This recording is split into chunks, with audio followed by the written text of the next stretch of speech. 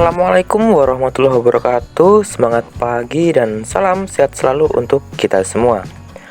Halo semuanya, kembali lagi bersama saya di AA Edukasi. Pada video kali ini kita akan sama-sama mempelajari materi dari pendidikan kewarganegaraan, khususnya untuk kelas 8 tingkat SLTP sederajat. Baik, pada video kali ini kita akan mempelajari pada bab 3 dalam submateri mengenai tata urutan peraturan perundang-undangan di Indonesia.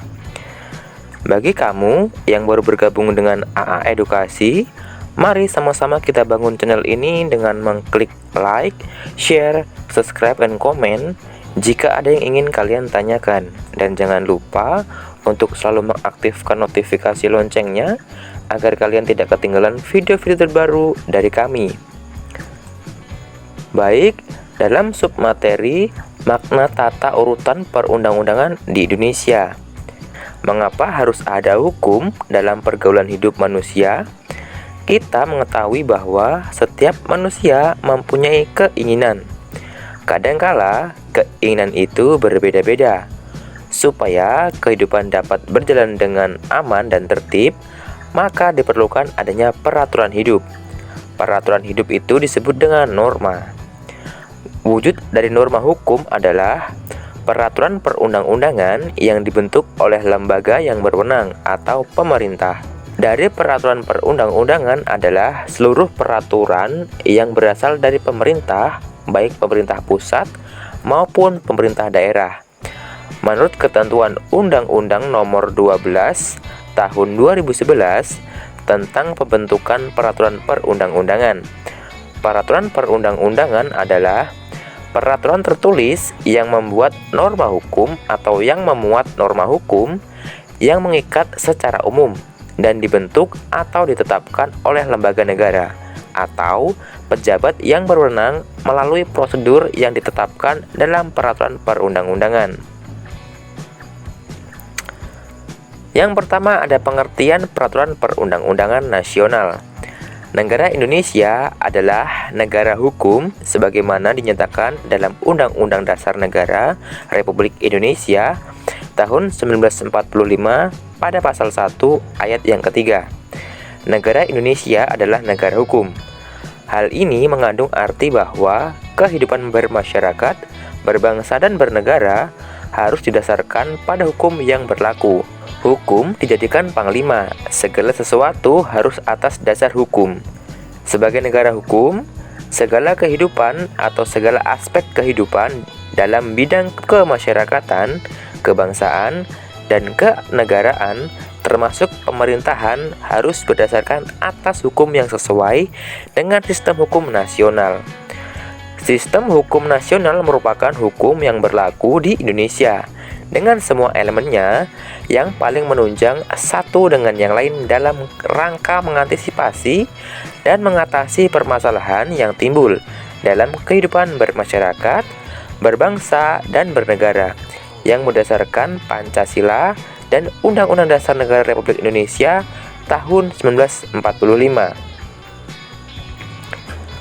Untuk mewujudkan suatu sistem hukum nasional, maka sesuai amanat pasal 22A Undang-Undang Dasar Negara Republik Indonesia tahun 1945 menegaskan bahwa ketentuan lebih lanjut tentang tata cara pembentukan undang-undang diatur dalam undang-undang atau diatur dengan undang-undang.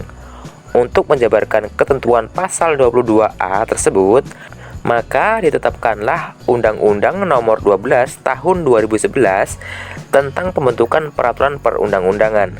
Namun, materi undang-undang tidak hanya mengatur tentang undang-undang saja, tetapi memuat juga peraturan perundang-undangan yang lain yang berlaku. Peraturan perundang-undangan menurut Undang-Undang Nomor 12 dan dibentuk atau ditetapkan oleh lembaga negara atau pejabat yang berwenang melalui prosedur yang tertulis maupun tidak tertulis. Hukum tertulis dalam kehidupan saat ini memiliki kedudukan yang sangat penting bagi kepastian hukum. Meskipun hukum tidak tertulis, tetap diakui keberadaannya sebagai salah satu hukum yang mengikat masyarakat. Secara formal, kalian sudah mengenal berbagai bentuk peraturan perundang-undangan di sekitar kalian, seperti tata tertib sekolah, peraturan di lingkungan rumah tangga, peraturan daerah, peraturan pemerintah, undang-undang, dan sebagainya. Pancasila merupakan sumber segala sumber hukum negara. Hal ini sesuai dengan kedudukan Pancasila dalam pembukaan Undang-Undang Dasar Negara Republik Indonesia tahun 1945, yaitu sebagai dasar negara dan ideologi negara, sehingga setiap materi perundang-undangan tidak boleh bertentangan dengan nilai-nilai Pancasila. Yang kedua, ada tata urutan peraturan perundang-undangan di Indonesia. Tata urutan peraturan perundang-undangan mengandung makna bahwa peraturan perundang-undangan yang berlaku memiliki hierarki atau tingkatan. Peraturan yang satu memiliki kedudukan lebih tinggi dibandingkan peraturan yang lain. Tata aturan ini perlu dilakukan sesuai dengan prinsip-prinsip atau asas umum yang berlaku dalam hukum, yaitu yang pertama, dasar peraturan perundang-undangan selalu peraturan perundang-undangan. Yang kedua, hanya peraturan perundang-undangan tertentu saja yang dapat dijadikan landasan yuridis.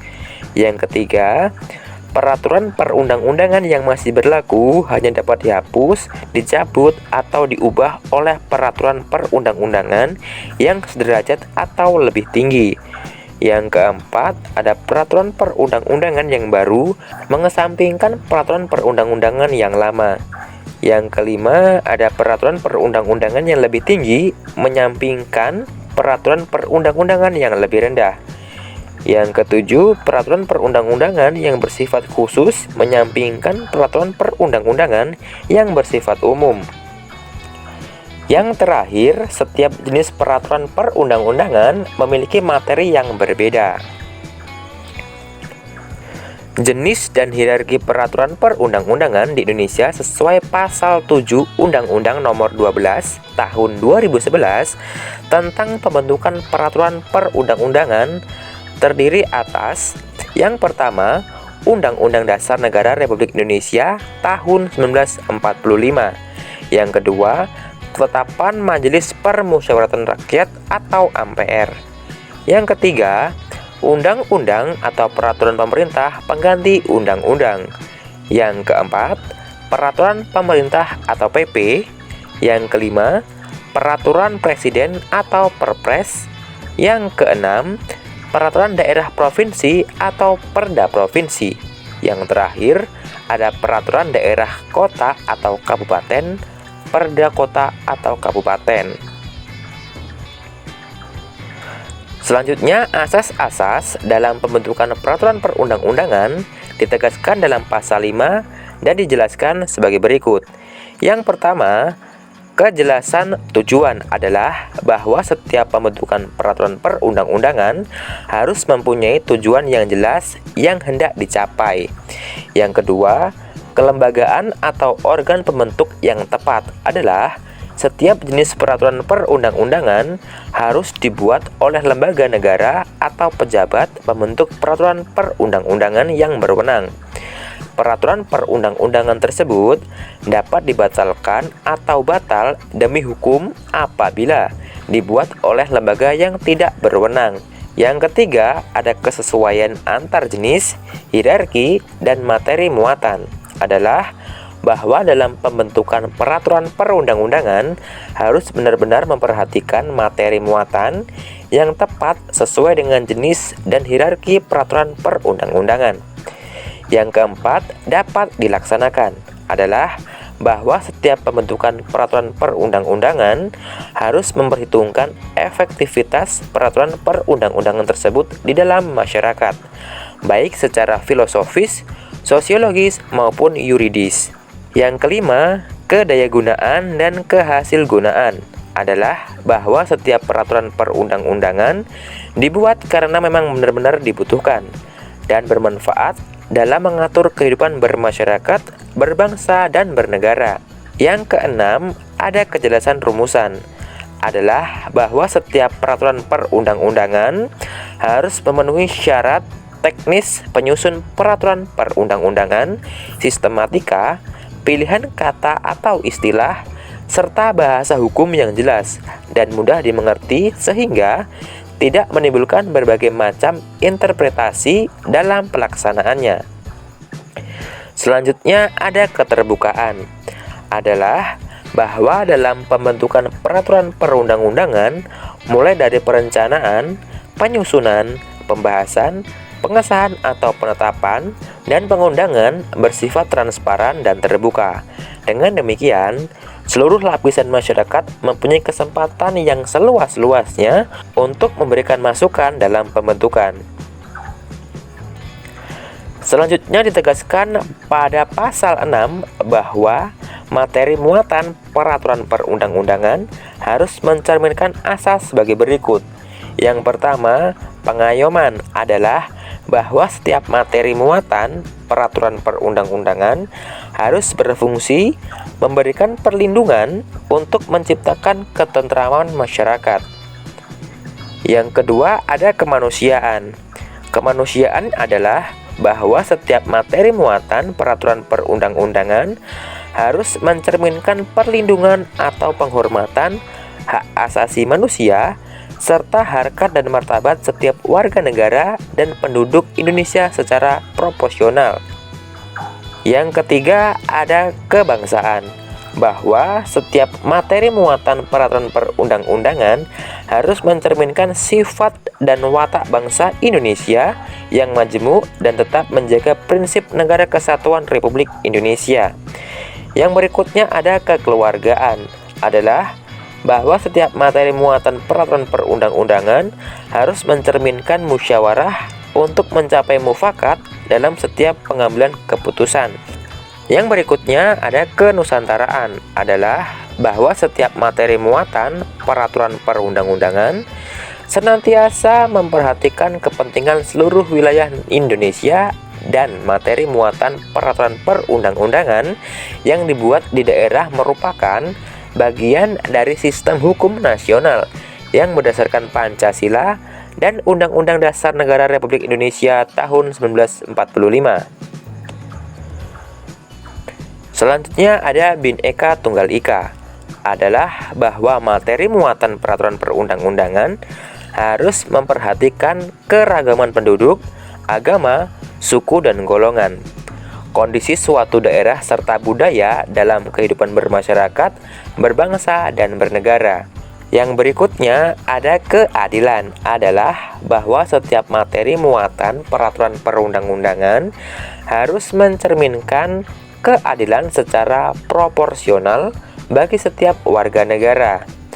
Berikutnya ada kesamaan kedudukan dalam hukum dan pemerintahan, adalah bahwa setiap materi muatan peraturan perundang-undangan tidak boleh memuat hal yang bersifat membedakan berdasarkan latar belakang, antara lain agama, suku, ras, golongan, gender, atau status sosial.